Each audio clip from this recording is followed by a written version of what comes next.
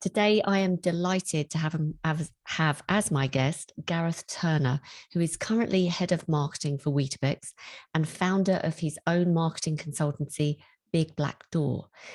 Gareth has over 23 years experience working in food and drink, and he's led the marketing for brands such as John Smith, Bulmers, Lurpak, Arla, lots of FMCG brands, so lots and lots of experience. He's worked with many agencies as well and often shares his views on how to improve client agency relationships on LinkedIn. So if you're not following him, I would highly recommend you do. Now, recently, and one of the big reasons that I wanted him to come and talk to me was he published a white paper on the topic of agency client relationships. And he called it, It's Time We Grew Up. So I'm going to ask him about that title in a minute. But he details the results of a study of the best and worst client agency relationships and how to improve them. So hopefully this is super relevant to anyone listening on the agency side. So Gareth, welcome to the show. Hello, thanks for having me. We're in a slightly strange situation here. I am indeed head of marketing today at the time of recording, but I'm going all in. So by the time it goes out, I think I won't be head of marketing at Weetabix. I'll be all in on the Black Dog consultancy. So yes, thanks for having me. It's an absolute pleasure. And I know that you've got lots of opportunities lined up and you're already talking to lots of people who want your marketing expertise. So that is fantastic news. So would you mind sort of kicking off and just spending a couple of minutes talking about your career to date, Gareth? Tell us a bit about you and your background. The first part of my career was in sales. I did a number of different sales roles at Diageo and Heineken, and was a sales director for the east of England for a while at Heineken, but always had more than a passing interest in marketing. Always stuck my hand up to be the marketing volunteer, the sales volunteer in a marketing project. So the opportunity arose to take on the John Smith brand, and Mark Given, who's the CMO at Sainsbury's now, and Sarah Warby, who was the CMO at Sainsbury's before Mark, took a punt on me. They gave me a chance. Back then, I had some credibility, so they gave me a chance on John Smith's and said, "Not even you can mess that up, Gareth." So that's what got me into marketing. Did the last set of Peter Kay advertising with TBWA. For John Smith, that was good fun, and then moved across to Bulmers, which was a more strategic marketing position on Bulmers, and did some good stuff there with St Luke's was the main agency. Exposure as well, we did work with them. Then joined Arla, did a number of different roles at Arla. Some of the sort of bigger roles there were the head of or the marketing director for butter in the UK, so brands like Lurpak, Anchor, own label was in my remit there, and I also did a global Arla brand role at Arla, so consolidating down all the different agencies across Europe into. We hoped it would be one, didn't quite work out that way, but certainly one creative idea, all the different Arla brands and agencies, and did a lot of great work with Wyden and Kennedy there, and yeah, most recently I'm at Weetabix, so done a few ads at Weetabix, done some good marketing. We did the Beans on Bix tweet. We did a great partnership with the FA, and had some good fun working with BBH as our lead creative agency at Weetabix. I can't wait to dive into these questions because you've got such a wealth of experience. I am just dying to ask you loads of questions. So sounds like you've worked across the board, lots of different brands, lots of different agencies in lots of sort of different capacities. So tell us a bit about, you're at this point of a changing career, doing your own consultancy. So can you explain a bit about Big Black Door? What problems are you solving and for who? Well, I'll give you a little sort of an anecdote here that when there was some pennies dropping for me that there's an opportunity here to help brands. So when you get to a certain point in your career, I get phone calls all the time. We've got them from recruitment people. We all get phone calls, right? But I get one from recruitment people, and they say, "We've got a marketing director job for you, Gareth." Okay, brilliant. Tell me about this. Tell me about the role. It's a startup company or a scale-up company. Okay, this sounds interesting. tell me about the department. And they say, well, it's you. Okay. Okay. I don't think you need a marketing director. I think you need a good marketing manager, someone or a good SBM, someone who's got some experience, someone who knows what they're doing, someone who can get stuff done. But you don't need the salary of a marketing director 24/7 or however long it is. What you do need is someone every now and then to give some direction to those people and to help them and to coach them and to help them prioritize, etc. And that's what I'll do. So I spoke to a business the other day, and the head of marketing said, "I'm swamped. I'm just bewildered. I don't know. I'm so down in the weeds doing the doing that I don't get a chance to step back and see and create a strategy and set the right KPIs, etc." That's the stuff I can help people with. So basically, it's to be a marketing director when you need it, without the salary when you don't. Amazing. And I can imagine that you would add so much value by stepping into a business. You could probably see a lot very quickly, given how many years you've been doing it yourself. Yeah, I've worked with some businesses already where there are some savings that can be made with agencies. There are some, I think there's some agencies who are not treating some of the less experienced people fairly. So I've seen some retainers there which looked out of kilter, shall we say. I've seen people selling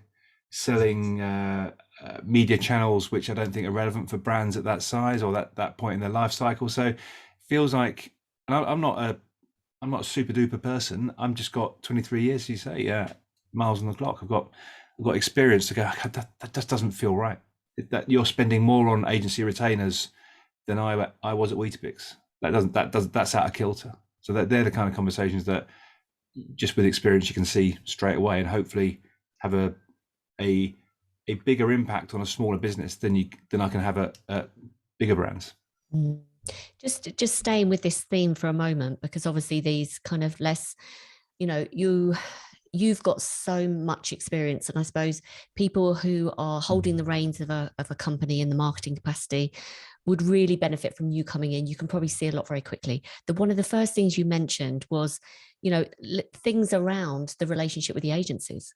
So that's obviously quite a big chunk of probably your cost savings, sort of, and analyzing the potential cost savings. You said they're not treating them fairly. Can you sort of elaborate on that a bit? Look, I don't want to break any confidences, but I see people being sold stuff that they don't need. I was chatting to someone the other day, and they'd been sold, some broadcaster VOD creative. They're not at the size they don't need broadcaster VOD. They got other things. I think anyone who was being truly media agnostic wouldn't be talking to them about that. I'm gonna guess that those people, that agency wanted to make something. I might be being totally unfair to them, but it felt to me that anyone could see that wasn't the right thing to do for that business at that point in their life.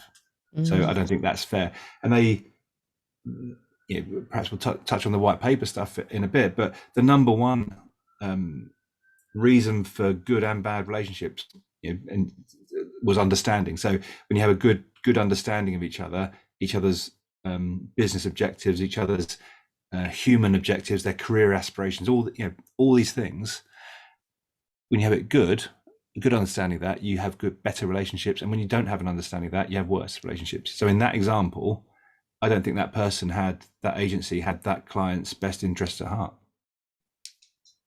Fair enough. So they weren't asking the right questions. They weren't getting under the skin of the business. They weren't understanding priorities. And who knows why that project or that broadcaster VOD was presented. So pausing that for a minute, I'm interested in, you mentioned so many agencies that you work with.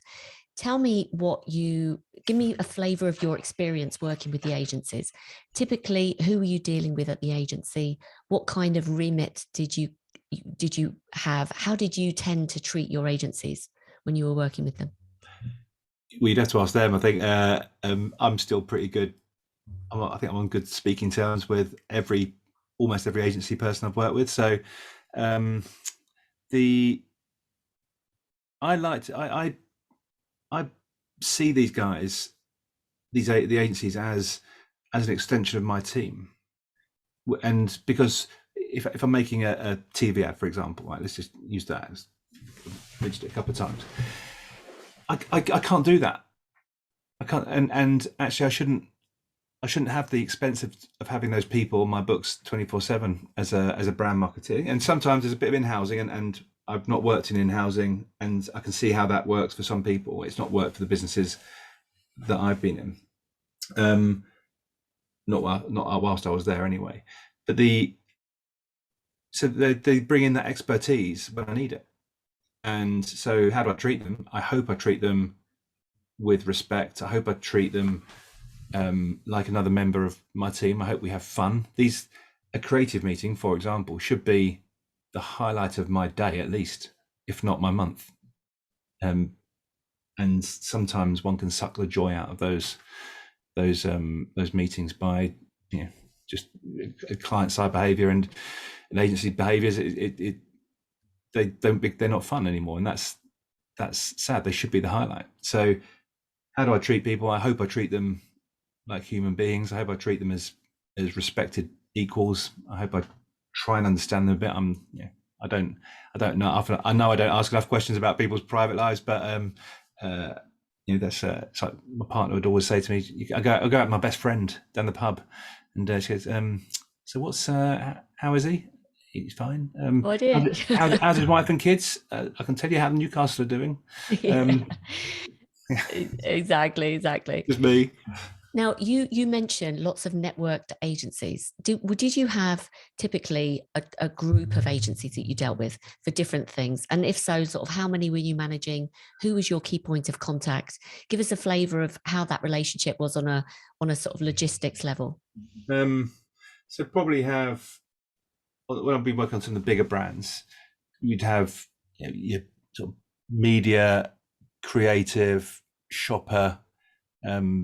When I've been at Heineken, you might have an on-trade shopper and an off-trade shopper. You might have experiential PR, packaging. So a good, what's that, 6, 7 agencies. Some of them you're speaking to daily. Some you're speaking to once a quarter or something, or maybe even once a year. Packaging, you don't change packaging that often. So how do I manage it? I would, again, you'd have to ask them how I really do, but how I'm going to say I do is that I like to think I'm quite collegiate and collaborative. So when I've been actively managing those agency relationships, I would have an all agency meeting once every quarter or so. I'd try, back in the day when we all got together a bit more often, we'd physically get together. We'd have just sandwiches and stuff, or a buffet lunch, but lunch together. So we'd have some time away from the presentations. To connect, hopefully connect at a different level to just talking about the work. And I'd want challenge. But I also have seen the benefit of a lead agency. So in the past, it's either been the creative agency, the above the line, the TV advertising agency, or the media agency. Generally speaking, in recent years, the media agency in the brands I've worked on has been the only one that's been on a retainer. So most of the agencies I work with have been project based, and therefore the media agency ends up being the lead agency because they're the only ones getting paid every month. Makes sense. And tell me, did you invite those agencies into your planning process, your yearly planning process? Yeah, absolutely. Yeah. So yeah, there are some bits you do on your own but the sooner you can get agencies into the planning process, the better. So at Weetabix, I think we have a great process, but it does start with a bit of state of the nation marketing department on their own, and we get sort of sheep dipped into the market data, how we're doing, what our business objectives are. So you're getting the input. We then start to distill that, and then we'll have a session with all our brands, with all our agencies. So one big kickoff session. So this is what the business is trying to achieve. and then we go away into our subgroups with brands and agencies together to say, okay, what are we trying to achieve on Weetabix? What are we trying to achieve on Alpen? What are we trying to achieve on Wheatos, etc. Have those smaller all agency groups, and and the responses and the responses to responses. I think it's a very well worked process. I'm so glad you responded like that. Of course I do, because it's actually a conversation, you believe it or not, that I have with lots of agencies who are smaller, independent. And one of the key things I say is, are you involved in the client's yearly planning process? And sometimes I'm looked at blankly. So it's not always, there's probably reasons for that, but I'm glad you responded like that. And how cohesive you're gonna look a lot more ideas earlier in the process. So let's move to this report you wrote, Gareth, because I know that you write typically these fabulous posts about client agencies relationships, but why did you decide to publish the paper? I think there are two reasons. The truth is, I was running a course. I was doing some work and on how to turn client service from a cost to like a thing to be valued, a cost to be challenged to a thing to be valued, or something like that was the title. And I thought I need some research on this. I need to do some digging to see, well, how are other people seeing this, not just me. But the provocation I got a lot of stuff back which confirmed what I was thinking. And at that time, I'd had a very difficult relationship with one of my major agencies, but we got through that. And so you put these things together and you think, well, okay, well, maybe there's something in this. Maybe I've learned some ways to help people get out of the pit of despair when it's not going well. And we sort of did a kickoff meeting, but not at the kickoff of our relationship. We sort of did a recalibration kickoff meeting. I think kickoff meetings are so important, but they don't need to be at the kickoff. They can be an intervention if needed. So yeah, those two things together. I had to do some research to try and bring some data to some training I was doing, but also it's been something that I've been thinking about for a while. That I've seen the good and the good, the bad, and the ugly of client agency relationships, and over the years I've just picked up some good tips on addressing those, because I've worked with some bloody great agencies who solve the same thing. No one likes to be in that relationship where you turn up at a meeting, you just head on the whole time. It's exhausting. No one likes that. So fortunately, I had group account directors working in these agencies who saw the same thing that I was seeing, and we sort of went for a coffee and went, this isn't fun anymore, is it? How do we sort this out? So why was that happening? This is the difficulty you're referring to. So what was happening there? I think we died when we went into the. Everyone got a chance to fill out a questionnaire, anonymous questionnaire, about how they were feeling and some feedback. And basically, respect had gone. We were doing a big strategic project, and it was difficult. And there were some. It was challenging, and the work wasn't always testing well. There's just pressure, right? So, and sometimes pressure brings out not helpful behaviours in both sides. This isn't agencies were bad and we were good. Absolutely not. And there were some different approaches in different countries. So it was an international team that I was corralling. I wouldn't say I was leading. I was trying to herd an international team, and some people's approaches to agency relationship was very different to a UK-based approach to agency relationships, and that led to some tension when you've got a UK agency. What were they, more sort of JFDI, and you were more collaborative? Yeah, I mean, agency is the slave was a term that was used. Nice. Yeah, and so so one of the outputs when we developed a charter and how we wanted to behave with each other, one of the outputs of that was remember your P's and Q's. And Wow. how have we got to a place when we have to remember? We have to write that down. But it helped just to remind us to be respectful of each other. Was that, oh God, I'm going to go even deeper. Is that, would you think that was cultural to the country, or was that like individual to the person that I had think that kind of a bit of both, a bit bit of of both, both? a Yeah. bit of both. I How think unfortunate. I think yeah, I think if I go down that path, I'm going to give it away who it is. So I'm not going to say that. Okay. Don't worry, don't worry. So listen, you called this paper It's Time We Grew Up. I love the title. Why the title? I actually sort of toned it down a bit. I had a bit of a swear in there originally, but I pared it back because the behaviours are just so childish, that from both sides. And I've written some posts. I didn't actually include it in the paper. I was trying to cut it down a little bit. But there's the ghosting that goes on. There's the sort of hiding agencies away and not introducing them to other people. There's promising agencies work if they do this little thing for you now, and then it never comes around. All these just really shitty behaviours. Yeah, and let's be fair, agencies aren't blameless for this either, right? This is a two-way street, but between us, we've just got to grow up. And if a budget gets cut, do you know what? Budgets get cut sometimes, and tell someone the budget's been cut. That's okay.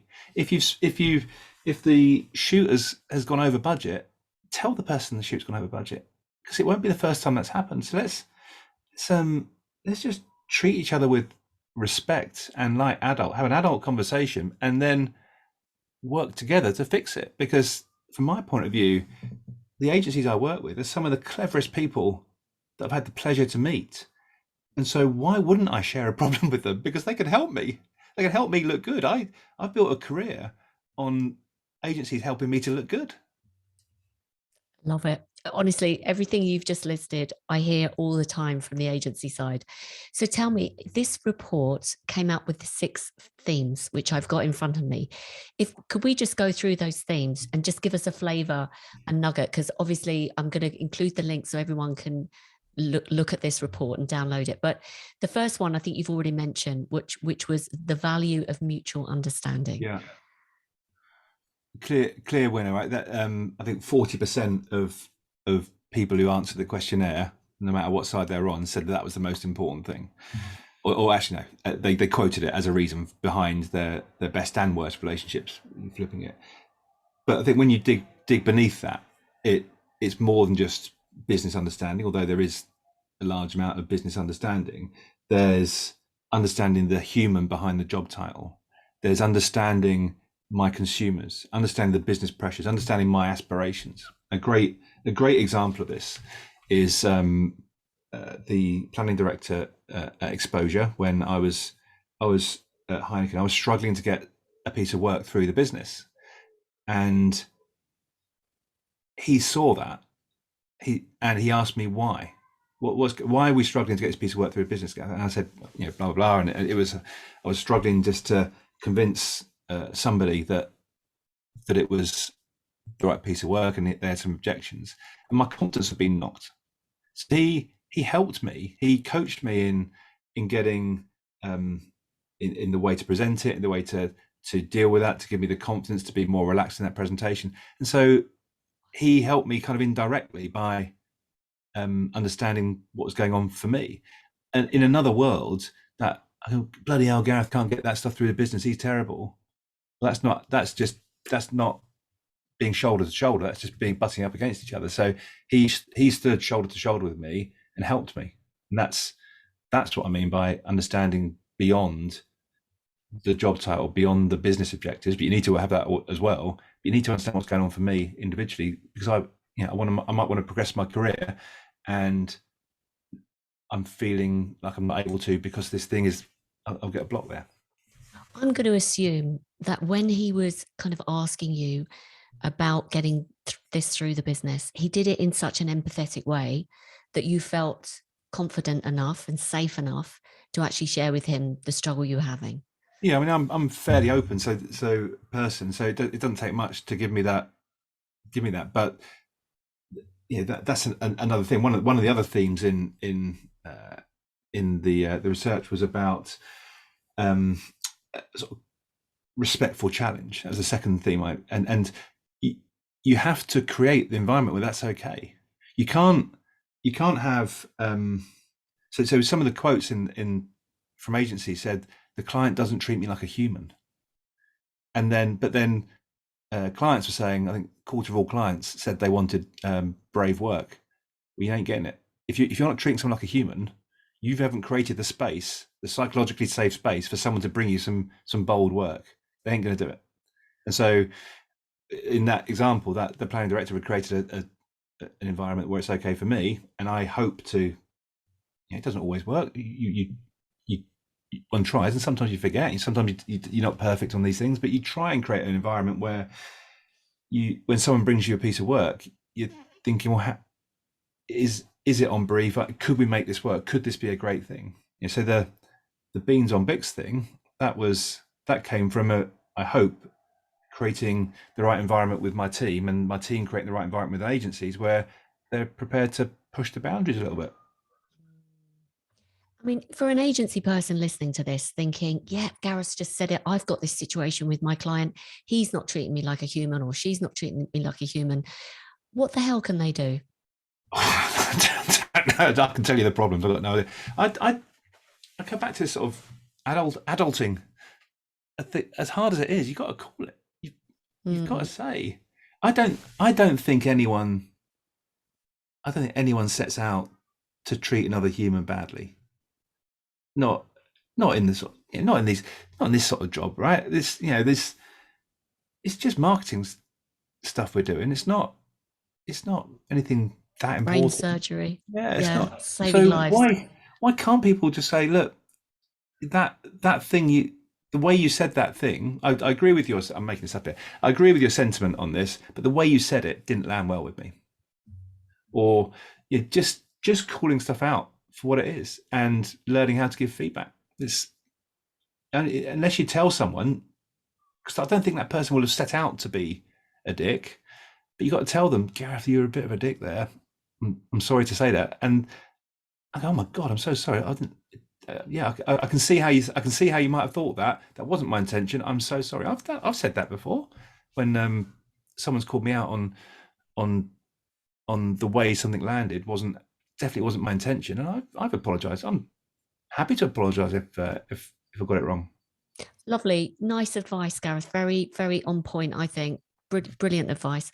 Tell me a bit more about respectful challenge. So, how much did you enjoy your agencies challenging you? Give me a flavor for what that might look like.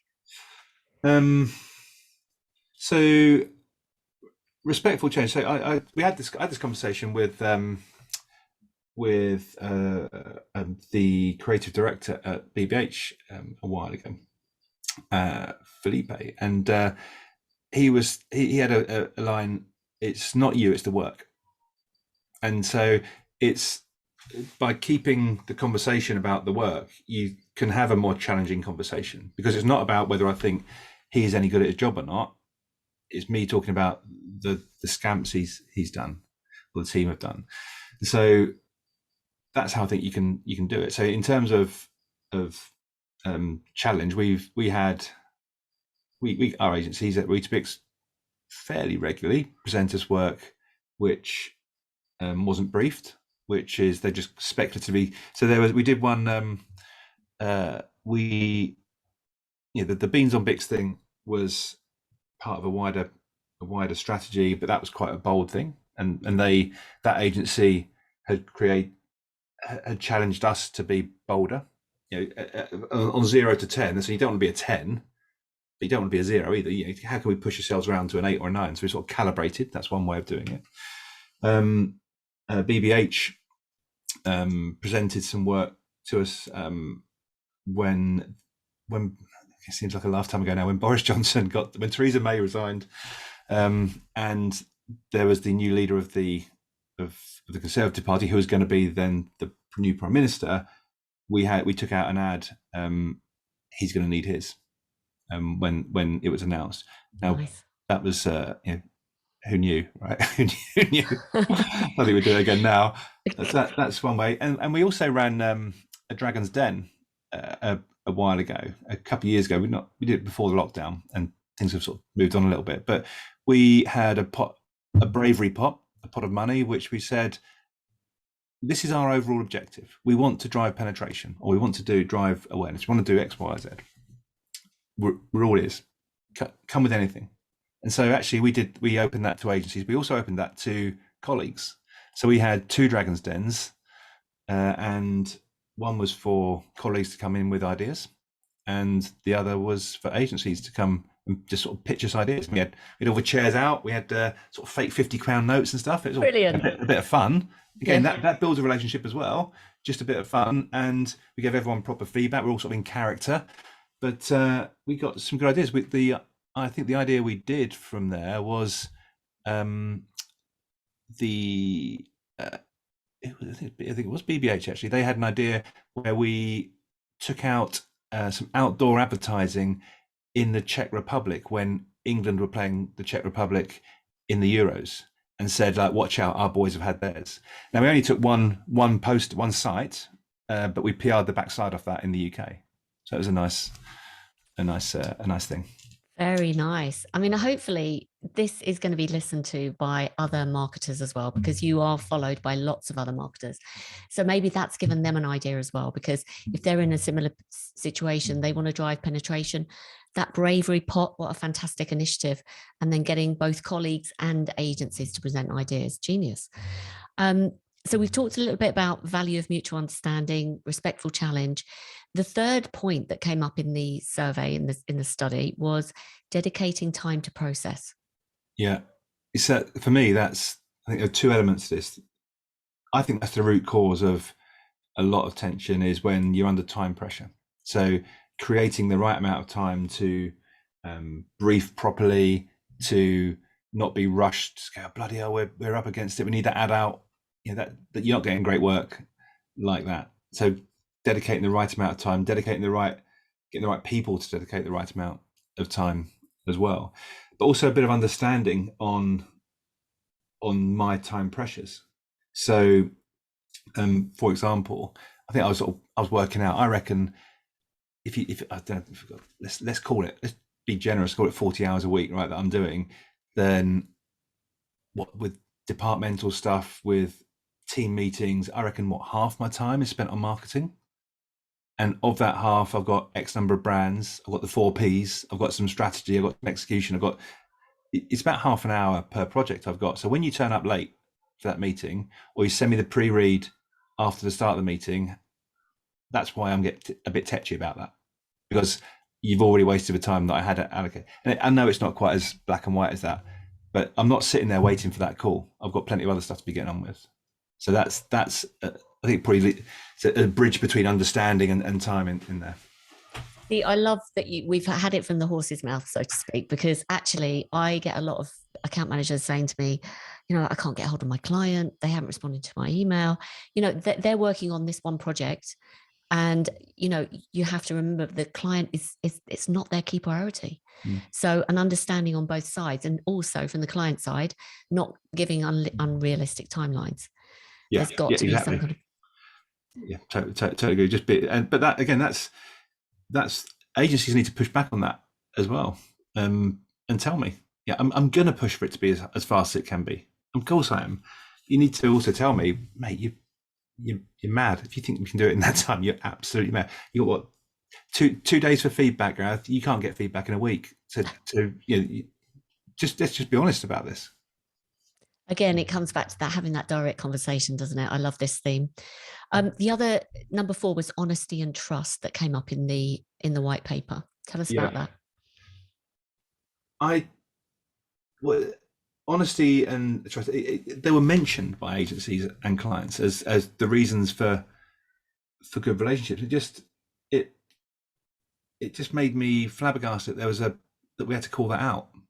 How is it not just assumed that there's honesty and trust in the relationship? So that it shocked me a little bit there. And I think back to that idea of the budget example, uh, or the when I was struggling to sell something through the business, just being honest with people, because it won't be the first time someone's heard that there's a budget cut. It's it's common. It's common. So just telling people that you don't need to ghost them. Just telling someone that. Do you know what? I've read your proposal, but I've decided to take another option. I've got three options on the table, and I've taken option two. That's also okay. I don't understand what stops people doing that. I think just if you see it, say it. It saves a bit of time and pain further down the road. Mm, it makes total sense. Tell me about, I mean, you work with agencies. Did you tend to work with agencies over a long period of time to build up that trust? And just a slight side question, when there was a change of personnel, so maybe your group account director left, how much did that affect your relationship with the agency? Um, so I have tended to work with agencies for a long period. I haven't changed agencies too much. I reckon I was talking to someone about pitching the other day. I reckon I've probably only done two or three big pitches in all those years. I just don't. It seems exciting when you get told about it the first time. It's not. It's painful for everybody. It's painful for the client. It's such a drain on time and result. If you do it properly, it's not as much fun as one might think it was. You got to tell some other. You can tell one person it's good news. You got to tell other people it's bad news. It's not fun at all. True. Um, so I've tended to work with agencies for a long time, and sometimes personnel change. You're right. And do you know what? I think right now there is a higher churn in agencies because people aren't as invested in that business as they were when they were going in to sit in that same desk all the time. Because you might as well. I'm sitting here talking to you in my little bunker. Well, I could be here working for company A, B, or C, and I'm still in the same place, still having the same similar conversation. So I think the loyalty to businesses has decreased, and so there is more churn, and that's a challenge for the leadership at agencies is to retain the best people and to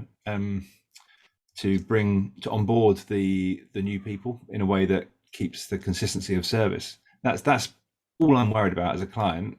Really, is am I getting a good service? Am I getting what I've asked for? Am I getting good service? And that's I don't have to like people. It helps if we like each other. It makes life a bit easier. But I just want to not have to go over the same old ground time and time again. Yeah, and You spoke, presumably kept updated about the change, and also that it's a seamless change and you're not seeing any fluctuation in service.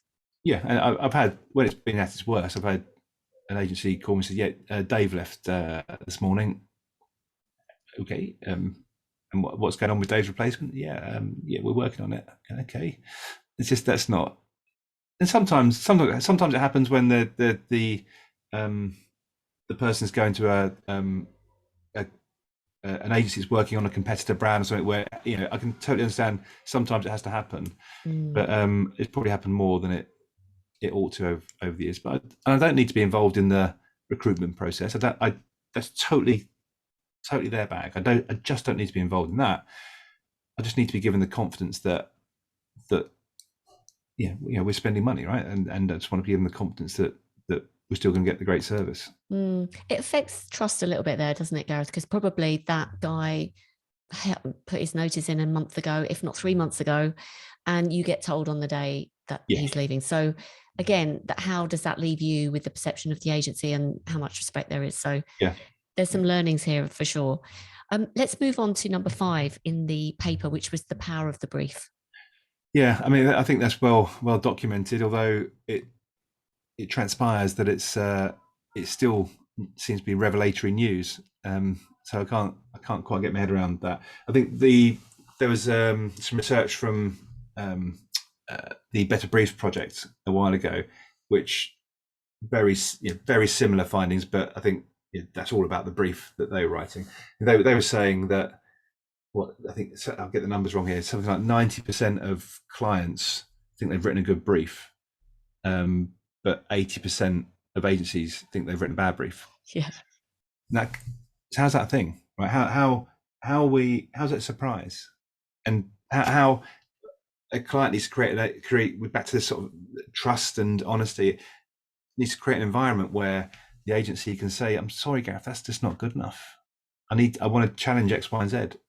And even better, we should be writing the blooming thing together. We should be in a room with all the stakeholders in the room and co-creating a brief where we've thought about every word that's in that brief. Every word means something and is considered, not something I've just dashed off as quick as I can and emailed it over to them, copied and pasted it from last year's one. We've all done that. Doesn't make it a good brief. But then you've also got the that's the document, the summary document of all the thinking that's gone before. That's like the contract from all the thinking. But you've also got the theatre of how you deliver it, and are you engaging people? Are you as a client making that agency give any discretionary effort they've got on your stuff? Well, are they thinking about that in the shower? That's when you've written a good brief and you've delivered a great brief, is when people are just excited about it and want to write more and more. Very overlooked, actually. That's a great point. What was I going to say about the brief? Have you ever had any training on writing a great brief, Gareth? Yes. You have. And who conducted that training? Just I've had a number of people, and it's something I do as well, right? I'm going to do. But when I was at Heineken, I was on like a 3-day residential course on writing a brief. There you go. They're difficult documents. They're very difficult documents, and each section is important. And this isn't about the creative brief that the agency then gives to the creative team. This is about me saying to the agency, this is the business problem I've got. This is how I think we can fix this. And here's a bit about my audience, and here's how I'm measuring you. And here's the budget you've got. How many briefs go in with TBC in the budget? So many. Ridiculous. Absolutely ridiculous. At least give an indication. So there's actually, if people are listening to this, both on the marketing side and the agency side, you are very well versed in how to write a decent brief. And actually, it is the contract. It is the absolute bones of how you work together. And it can make the difference between spending too much time and money on something, going down the wrong route. It can cost so much, can't it, getting it wrong? There's a great quote in verbatim in the research that I did, and someone wrote in there about the brief. Said the agency didn't answer the brief. I ordered a car and I got a boat. Although it makes me wonder if I was unclear. Do you think? Do you think you might have been? Yeah. Well, maybe they didn't talk it through, did they? Maybe this was all emailed. I mean, who knows? Yeah. Okay, so look, I'm conscious of time, and I just want to get through. We're on the last point of this white paper, which is fabulous. The stakeholder management. Tell us a bit about that point. So, I think a fifth, 1 in 5 of the respondents of agencies rather said that that stakeholder management, the people coming in at the last minute, sort of secret stakeholders coming in at the last minute and kiboshing the work, was a cause of the worst relationships. And I can relate to that. I think the Better Briefs Project again said that 50% of briefs weren't being signed off by the right people. So for me, and we've all been there. I'm not saying I'm clean on this, but other people can learn from my pain. That when that's been at its worst, the learning I took away from that was, as boring as this sounds, get a RACI in place. Understand who's responsible, accountable, who you're consulting, who you're informing. Because when you do that, I can think of a very clear example where there was a disagreement. There was two me and someone else, peers, looking at a piece of work. We disagreed on something, and we said, let's go back to the RACI. And at that point I said, I accept it's not my decision. I've said my piece. It's your call. And that moved it on. And if at that point I had really disagreed with that, okay, let's just go back to the race. Let's just then think about the race here. And again, it doesn't become about a person. It becomes about whether we together got that racy right. It's talking about something less emotional than I don't agree with you, Dave. It's a more tangible thing, less emotional thing that we can talk about. So that's been a great help to me over the years. Is as boring as it is, getting one of those set out. Whose decision is it? That helps. Great point. Again, it's up to the agency to ask, who are the stakeholders involved in the sign-off procedure at the very beginning, so it's highlighted as a point. But absolutely, internally, if there are several stakeholders, then creating a RACI is a perfect idea to keep it non-personal. Okay, so look, there's going to be a lot of agencies hanging on your every word, Gareth, here. So what would you, because account managers specifically, right? I want to hear from you what great account management looks like for you. I think I've given the examples on the way through. Just understand my business, understand me, understand the brand, understand how we're going to make that brand grow, understand the budgets, spend some time with me in my business, spend some time hot desk in my business once a quarter, one day a quarter. Surely everyone can do that, and you'll be amazed how much you pick up. And at that point, when you're in my business, you'll be hearing other conversations going on about other brands. There's a business opportunity for you there, but you also can bring your expertise. What I value in one of the things I value in agencies is that you've got you're doing a similar thing for a broad range of people. I would never know it's a vertical or horizontal. I think it's a horizontal. You're slicing through a number of different customers. So you can bring some of that expertise and that outside in to us in your field. That's how you add value to our business. You go, yeah, I've seen that at company X, and they're approaching it in this kind of way. Golden nugget for agency account managers right there. Absolutely. This comes up in my training all the time. I think there was a survey done by Relationship Audits and Management, and they said that when they ask clients, what do they want from their agency? Would you like your agency to leverage the learnings they have with other clients and apply it to your business or offer you ideas? 100% of clients say yes, but only, I can't remember the percentage, but it's a tiny percentage of agencies actually do it. There's an idea right there. So thank you. Can you just touch on maybe what absolutely not to do as an agency account manager? Do not do this if you want to have a good client relationship. Can you rake up any nightmares? I think I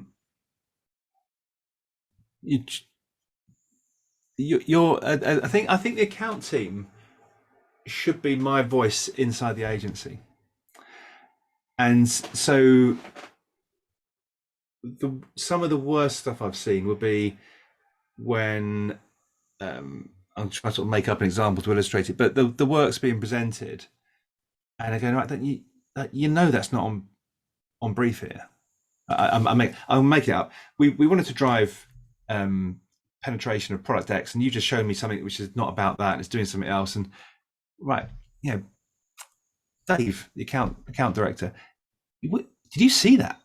Did you even see that before? Because you know what I'm going to say, because I say that every meeting we have. I'm saying, how's that going to drive penetration? And if you can't answer that question, I'm going to ask the question. So at its worst is when the account person isn't a strong enough voice, I'm assuming, back in the agency, when they may be bullied or I don't know, bullied probably the wrong word, but pressured into work, share work from maybe the creative team or the planning team.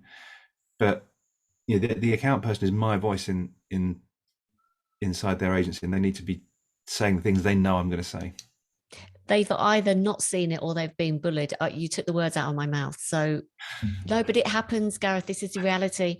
I was talking to Danny Turnbull about this just recently. We do get bullied, unfortunately, so it does happen. Tell me about your thoughts for the future for marketing. What are some of the challenges that marketers are facing right now?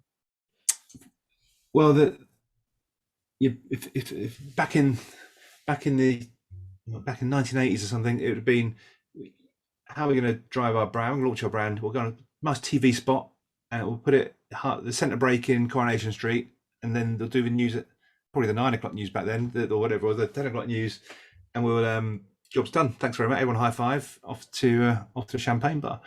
The challenge now is that there are so many different media channels. There are so many different channels that you need to consider to get your message out there. Now, in one way, that's great because it makes scale communication more accessible. But in other ways, there's always a shiny new toy. There's a whole conversation about the metaverse at the moment. So how is that going to work for me, and what am I doing with that? The danger is one gets swayed, one's opinion gets swayed by that shiny new toy, when you should really be thinking about brand fundamentals and what's the right way to do this thing, not here's this new thing, what do we use it for? That thing might, the metaverse, to use that example, might be the right thing for your business challenge, but let's focus on all the things that could deliver against that business challenge and find the right solution. So the challenge for marketeers in the future is just to remain skeptical about the shiny new toys and see them in the right place as another tool to do another tactic to deploy against your strategy. And how can agencies support marketers in terms of understanding those channels and all of the options they have and how to use them? What role does the agency play? Well, I think back to some of the examples I've given, they need to be agnostic. They need to